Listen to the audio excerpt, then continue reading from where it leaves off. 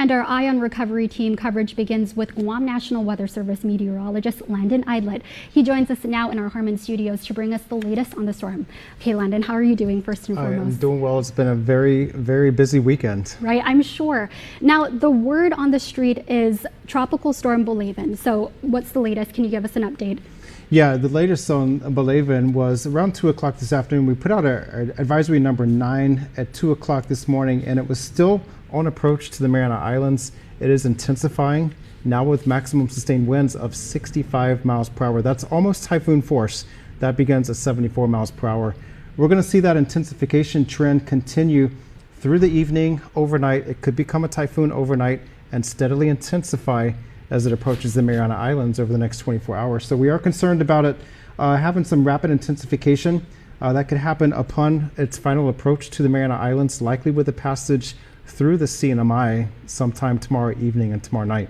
All right. You said the possibility of it becoming a storm by the time it reaches us. What is that possibility? Is it a small window, or are we looking at or could it still just be a storm, a tropical storm? Yeah, it'll definitely be a typhoon at its time of passage through the CNMI. We are looking at the maximum impact of conditions. That will be probably either Rota, Tinian, or Saipan. The latest trends have been following a gradual northward shift closer and closer to Tinian and Saipan. If that continues, the islands of Tinian and Saipan could be seeing Category 2 type typhoon conditions. Those are maximum sustained winds of 95 to 110 miles per hour.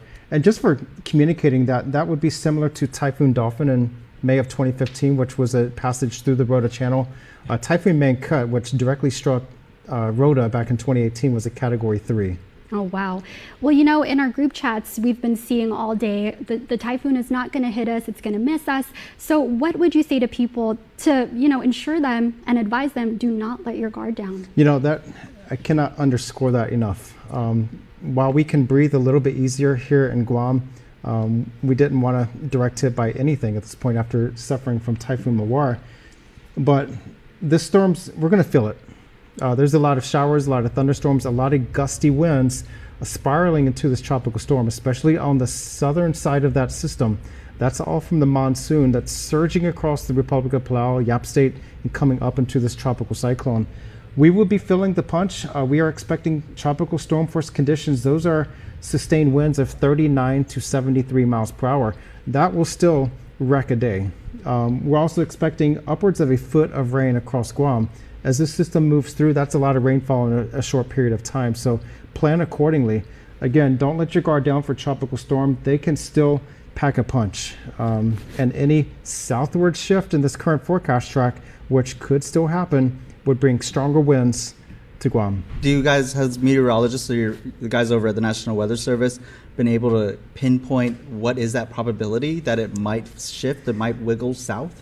That's always a possibility as far as exact percentages. Right. That's a pretty good spread in the models, but the forecast models, an ensemble of many members, do favor a gradual northward shift. It really has its eyes set on Tinian and Saipan, but we're watching that observed data coming from the Himawari satellite. That's what's giving us that bird's eye view from what's actually happening from outer space. We're going to be watching that. The position from Joint Typhoon Warning Center has a medium confidence level because it's been clouded over with a central dense overcast. So you really can't get a good shot at the low-level circulation center. As this thing starts improving its condition and shape and form, we'll have a better feeling for where it's going. Right. What's the biggest concern coming out of the National Weather Service when it comes to this storm? Yeah, my biggest concern is, first off, that rapid intensification. If our forecasts are favoring a Category 1 passage, if we have enough period of rapid intensification, we could be dealing with a high-end Category 2 storm or Category 3 or more. So rapid intensification, that's never a good thing for anybody that's upstream of a landfalling tropical cyclone, but also that track deviation.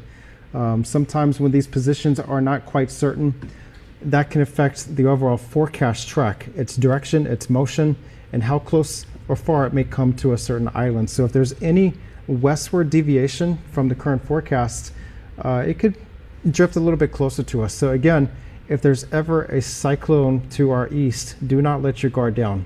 I can't say that enough. Do not let your guard down if there's something anywhere to our east. Right. And you were saying a lot throughout the day, the little wiggles matter. Not the band, but I mean the band as well, but it's the little wiggles that really determine where it's going.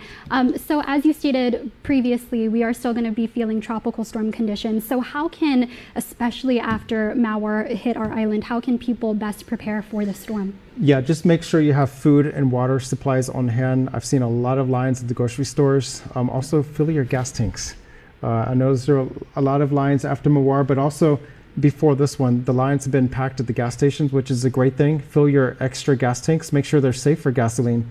But make sure you have gas on hand, because with any significant storm impact, it doesn't have to be a typhoon to knock out the power. So plan accordingly, but also make sure you have medication on hand. And look out for your neighbors. This is our time to look out for people that live around us, our extended family, our relatives, the elderly especially. Give them attention. Make sure they're well cared for and spoken for. And work with your mayor's office. If you have any needs, reach out to your mayors, because they are the boots on the ground really working within their villages. All very important advice there. Thank you for that, Landon. But I did want to ask and touch on how Mawar left the destruction here. It pretty much left our trees, our jungle area bare. That was what was most of what we saw in the aftermath. Could we be seeing that with the current track we're seeing with this tropical storm? Yeah, you got to think that Mawar really cleaned out the jungles. Mm-hmm. It cleaned out a lot of the old and expanded limbs and trees that were aging. We probably won't have as much green debris as what we had during Mawar, because it's a lesser intense storm, but the rains will saturate the soils. So those heavy rains that we're expecting over the next 24 to 36 hours, that will saturate the soils. We could have a lot of runoff, flash flooding, and those soils will be loose, and any trees getting caught in those winds could uproot. So that may be another concern with this system. Yeah. Any other advice that you can give to our viewers here while we all kind of watch and wait together? Yeah, stay out of the water, because right now the seas and surf don't look too bad. But as this tropical cyclone approaches the Mariana Islands, those seas and surf associated with that tropical cyclone, they will rapidly build the waves out there, especially on east and northeast facing reefs. Once it passes, the winds are going to switch out from the southwest and the west. And so we're going to see the battering surf, those wind waves along most of our reefs and shores. So stay out of the water. We had a couple of incidents after Mawar, people getting caught in currents. We do not want that to happen. Stay out of the water, stay away from the reefs, stay away from the shores. Yeah, and again, at the top of the newscast here, we said the governor is set to declare condition of readiness 1 late this evening. Can you share more insight on what that means? Yeah, I believe that's going to be later this evening, and that's going to be shortly after our 8 o'clock advisory. That's advisory number 10. But that's for posturing, to make sure that people know that your plans and your actions for preparedness should be wrapping up tonight. Tomorrow, we hunker down, we sit tight, and we ride it out, as we do here on Guam. Ride it out indoors. Ride it out indoors. And I do want to mention the folks in the CNMI, they were there to support us after Mawar.